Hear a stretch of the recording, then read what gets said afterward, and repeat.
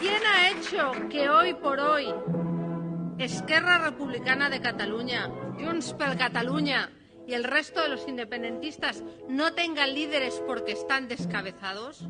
Mariano Rajoy y el Partido Popular.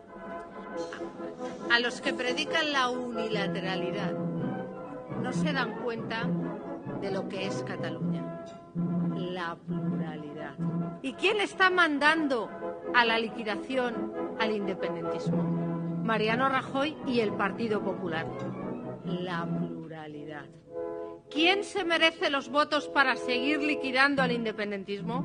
Mariano Rajoy y el Partido Popular, la pluralidad. ¿Quién ha cerrado las embajadas? Mariano Rajoy y el Partido Popular. ¿Sabéis cómo se llama ahora el Diplocat? Ya no se llama Diplocat. Se llama Diplocat en liquidación. No tengan líderes porque están descabezados. Mariano Rajoy y el Partido Popular.